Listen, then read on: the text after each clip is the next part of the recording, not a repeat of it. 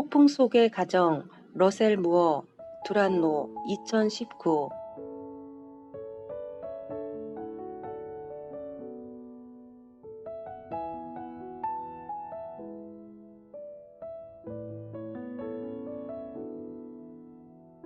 중요한 질문은 당신의 영적 은사가 무엇인지 대답할 수 있느냐가 아니라 당신의 아이들이 당신의 은사에 대해 그 답을 줄 수 있느냐는 것이다.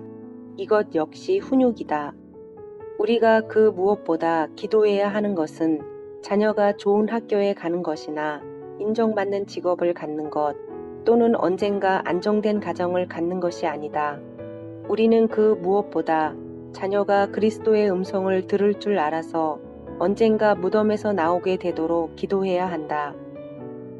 가족은 우리 자신을 위한 것도 세상에 보여주기 위한 것도 아니다. 때로 아이들이 부모들이 다음과 같이 말하는 것을 듣게 된다면 부모의 삶에서 십자가를 볼 것이다. 내가 무엇을 하든 내가 어디로 가든 너는 언제나 우리 딸이야. 그렇게 말할 수 있어서 기뻐. 내가 하는 일이 마음에 들지 않을 때도 있겠지만 너의 존재를 부끄러워하지 않는단다. 이것이 결국 하나님 아버지가 우리에게 보이신 친절함, 곧 우리를 회개로 이끈 인자하심이다. 나는 자신에게 해를 끼친 사람과 꼭 화해할 필요는 없다는 데 동의한다.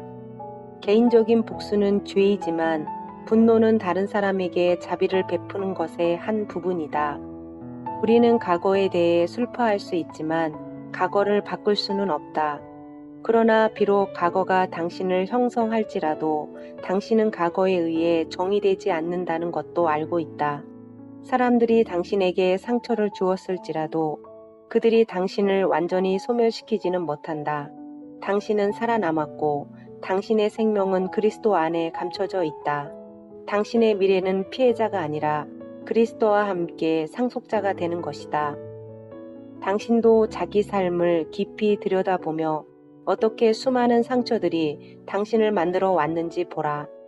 하나님이 안 계신 것 같다고 정직하게 애통하면서도 하나님의 임재를 상기시켜주는 순간들을 붙잡으라.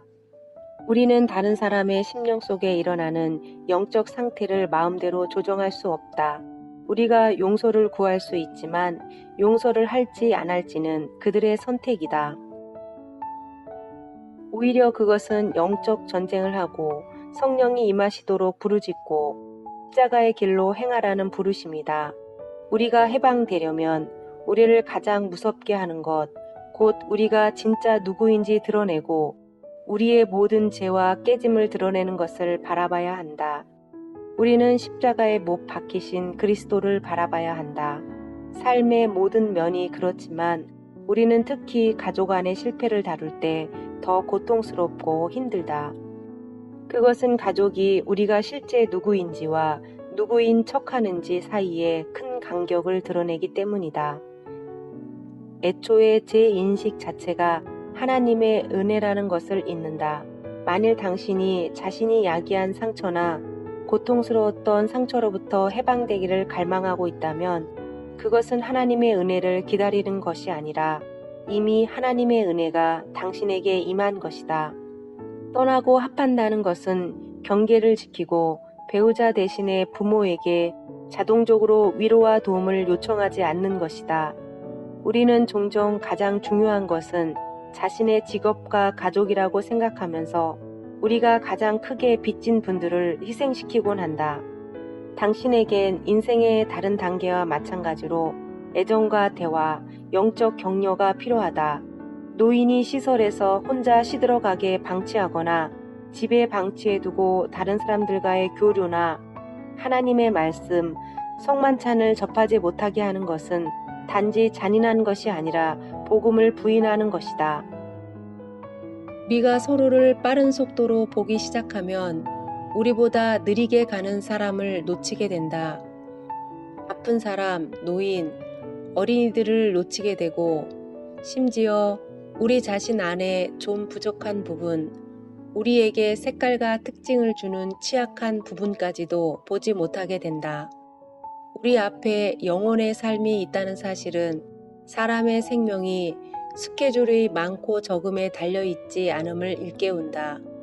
우리가 그것을 깨닫지 못한다면 우리는 노인들을 그저 져야 할 짐으로 볼 것이고 그들이 실제로 누구인가를 보지 못할 것이다. 그들은 그리스도 안에서 안정된 정체성을 가지고 있어서 자신의 힘과 유용성이 감소되어도 이를 자기 존재에 대한 의협으로 받아들이지 않는다. 그들은 미래에 우주를 다스릴 사람들이며 그리스도와 함께 상속을 받을 자들이다. 나는 할머니가 집에서 할머니의 어머니, 곧 100세가 넘은 증조 할머니를 모시고 곤란을 겪는 것을 보았다.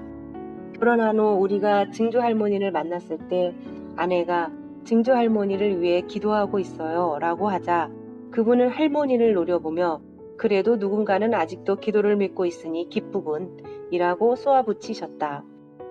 할머니는 어깨를 한번 으쓱 하시고는 전혀 마음 상하지 않으셨다. 울며 보채는 아기 때문에 사람들이 마음 상하지 않는 것처럼 말이다. 신실한 그리스도인 여성이 교회의 선교 일을 도맡아 했다가 이제는 정신적 혼란에 빠져서 신앙을 갖기 전의 삶으로 돌아가서 종교는 옛날 이야기라고 비웃으며 그리스도마저 부인한다.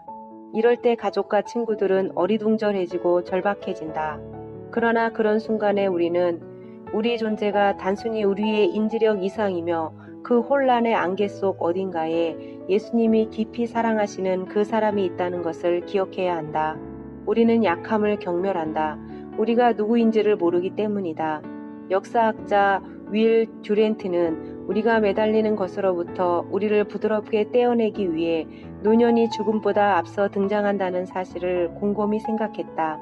아이가 세상에 들어올 때 무감각한 상태를 통해 보호받듯이 자연은 죽음이라는 시간의 가이질을 하기 전에 서서히 마치라는 큰 작업을 수행하여 노인들의 감각과 의지를 둔화시킨다. 만일 우리가 삶의 가치를 우리의 유용성과 독립성으로 판단한다면 한때 강하고 독립적이었지만 지금은 그렇지 않은 사람들이 주는 계시를 무시하게 될 것이다. 그 계시는 사실은 정반대라는 것이다.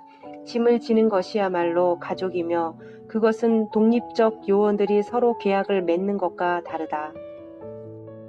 교회 공동체는 정의상 우리가 다른 사람의 짐을 지는 곳일 뿐 아니라 하나님의 섭리하에서 나의 짐을 져달라고 요청해야 하는 곳이다. 짐에 눌려 쓰러지지 않으려면 말이다. 이것 역시 은혜다. 의존은 약함이 아니다. 약함은 실패가 아니다. 실패는 치명적이지 않다. 가정이나 교회의 노인을 돌보되 어쩔 수 없이 하지 말고 사랑으로 하고 특권으로 여기며 하라. 그들이 걷는 곳을 당신도 걷게 될 것이다. 아마도 쉐뮤얼은 아버지인 내가 마침내 성취하고 인정받으려는 분투를 내려놓는 것을 보게 될지도 모른다. 나는 있는 모습 그대로 늘 사랑받았다는 것을 알게 될 것이다. 아마도 그 순간에 내 아들은 무력하게 이불 밑에 웅크린 아버지의 모습이 아니라 다시 젊고 다시 행복하고 하나님이 예비하신 미래의 빛 속으로 걸어 들어가는 나를 상상할지 모르겠다.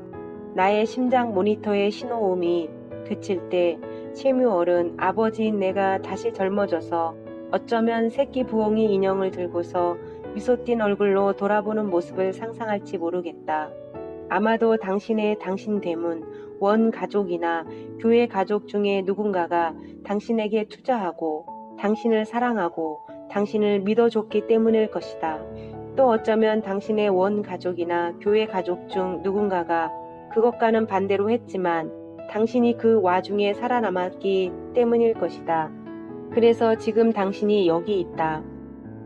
성경은 하나님 나라를 알려주는 그런 이정표 가운데 하나가 가족이라고 말한다. 그것은 크고 넓은 세상의 추상적인 가족이 아니라 당신 삶의 이야기 안에 있는 당신 가족의 이야기다.